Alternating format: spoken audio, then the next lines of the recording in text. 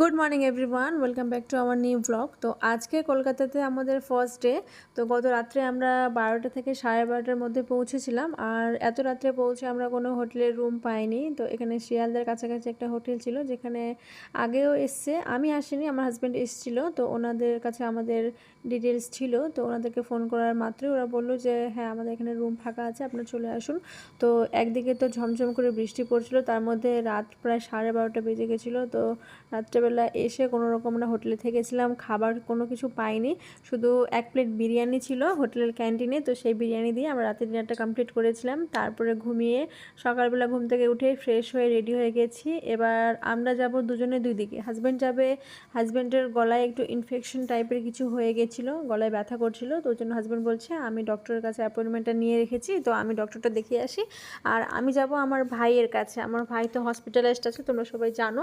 তো সেই জন্য বেরিয়ে পড়েছি সকাল সকাল রেডি হয়ে। তো যাওয়ার আগে ভাবলাম যে ব্রেকফাস্টটা কমপ্লিট করে নিই, কতক্ষণে আর খেতে পাবো না পাবো জানি না। আর খুব আর্লি মর্নিংয়ে আমার কোনো কিছু খেতে ইচ্ছে করে না, তবুও এখানে মিভুকে আর আমি একটু খেয়ে নিলাম আর একটু চা খেয়ে নিয়েছি। দেন হাজব্যান্ড বেরিয়ে গেলো ডক্টরের কাছে, আর আমরা মা ছেড়ে চলে এসেছি বাসে বসে গেছি। কলকাতার যে পাবলিক যে বাসগুলো হয় সেই বাসে বসে গেছি।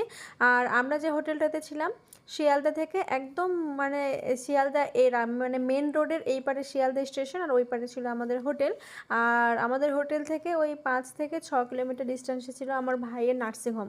তো চলে এসেছি আমার ভাইয়ের কাছে। আর আমার ভাই আমাকে দেখে তো সে কান্নাকাটি শুরু করে দিয়েছিল, মানে ফার্স্ট থেকে যখন থেকে আমার ভাই অসুস্থ ছিল তখন থেকে মালদা মানে যতদিন ছিল এই 1 মাসের মতো আমি মানে ভাইয়ের কাছেই ছিলাম, যাওয়া আসা কন্টিনিউ আমার হচ্ছিল, দিনে 2 বেলা 3 বেলা হচ্ছিলোই।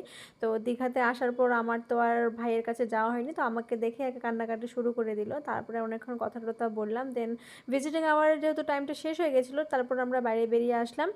আর এখানে দেখো বাইরে এসে মিভু ওর মামার সাথে খেলাধুলা শুরু করেছে। আর এটা হচ্ছে আমার দাদা, তোমরা যারা জানো না তাদেরকে ইন্ট্রোডিউস করিয়ে দিলাম। আর তারপরে কিছুক্ষণ পর দেখো হাজব্যান্ডও চলে এসেছে, ও ডক্টরের কাছে অ্যাপয়েন্টমেন্ট নিয়েছিল, ডক্টর দেখিয়ে চলে এসেছে মেডিসিন নিয়েও। আর ওর গলায় একটু ইনফেকশন হয়েছিল, তো সেটার ওষুধ দিয়েছে 3 দিনের জন্য, না হলে একটা টেস্ট করতে বলেছে।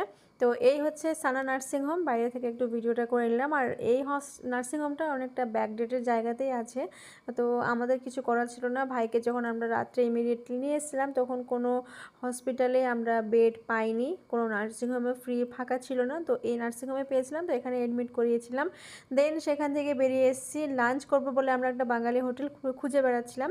তো সেখানে লাঞ্চটাও করে নিয়েছি। দেন দাদাদেরকে আমরা ওখানে টাটা বাই বাই করে নিলাম। দেন আমরা এখানে একটা ট্যাক্সি করে নিয়েছি, যাবো একটু ধর্মতলা মার্কেটে, টুকিটাকি কিছু কেনাকাটা করব।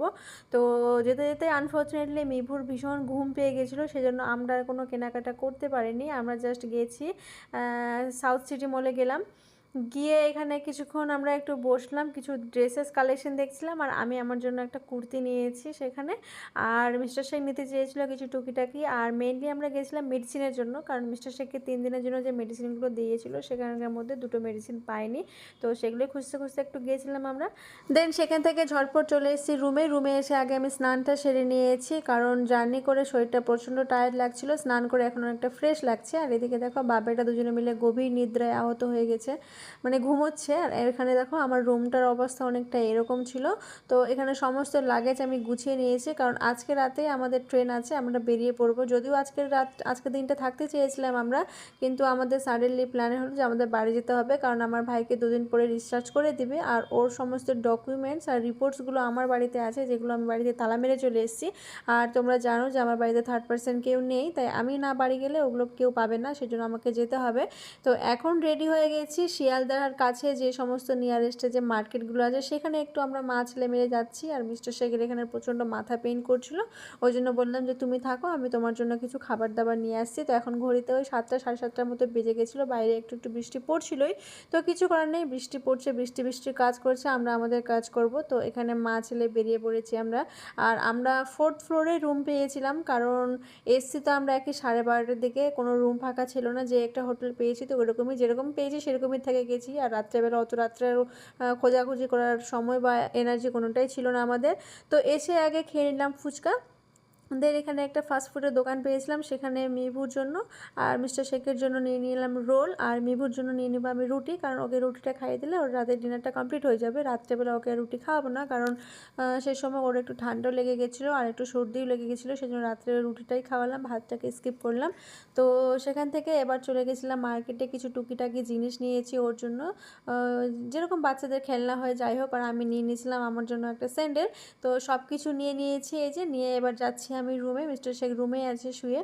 তো ওকে ফোন করেছিলাম যে ও চা খাবে নাকি, তো বললো চাটা নিয়ে আসতে হবে না, আমরা ডিনার করতে বেরিয়ে পড়বো। এদিকে চলে এসেছি রুমে এসে ফ্রেশ হয়ে কিছুক্ষণ পর আমরা ডিনার করতে বেরিয়ে যাব। আর বাইরে বৃষ্টির পরিমাণটা বেড়ে গেছিলো, সেজন্য আমি আর সেরকম কোনো ভিডিও আর করিনি।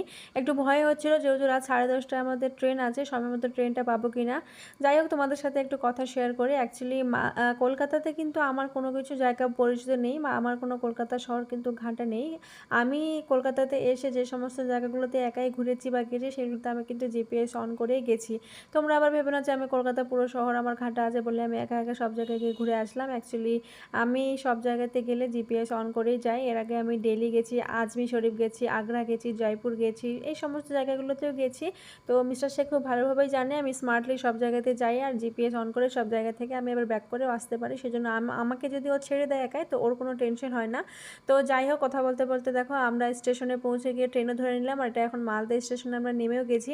তো তোমরা এতদিন থেকে দীঘার ব্লগ দেখতে পেলে, মালদা থেকে দীঘা, দীঘা থেকে কলকাতা, কলকাতা থেকে বাড়ি, এই সমস্ত ব্লগগুলো তোমাদের সাথে আমি সব কিছুই শেয়ার করলাম। তো আজকে থেকে তোমরা এই ভিডিওগুলো দেখতে পাবে না, এখান থেকে আমার ভিডিওগুলো আমি স্টপ করলাম। এরপর তোমরা ডেইলি ব্লগগুলো দেখতে পাবে। তো এর পরের ব্লগগুলো তোমরা আরও এক্সাইটিং ব্লগ দেখতে পাবে, আশা করি তোমাদের ভালো লাগবে। তো আমার যে দীঘার ব্লগগুলো তোমরা দেখলে, সেগুলো তোমাদের কেমন লাগলো তোমরা অবশ্যই কমেন্টের মাধ্যমে তোমার অনুভূতিগুলো আমাদেরকে জানিও। আর আমরা তোমাদের কমেন্টগুলো অবশ্যই পড়বো বা পড়ি সবাই মিলে। তো এখানে মালদাতে নেমে দেখছি মালদাতে মুষলধারে বৃষ্টি পড়ছে, আর নদী পুরো ভরে গেছে, রাস্তাঘাটে পুরো জল জমা হয়ে গেছে। আর দীঘাতেও বৃষ্টি হচ্ছিলো, কিন্তু এতটা হচ্ছিল না। মালদা এসে দেখছি আরও বেশি বৃষ্টি হচ্ছে। তো বাড়ি এসে দেখো ট্রলি থেকে সমস্ত জামা কাপড় বের করে দিয়েছি। তো চলো আজকের ব্লগটা এখানে এন্ড করছি। ব্লগে যদি ভালো লেগে থাকে তাহলে আমার সাথে থাকবে, পাশে থাকবে, চ্যানেলটি সাবস্ক্রাইব করবে। বাই।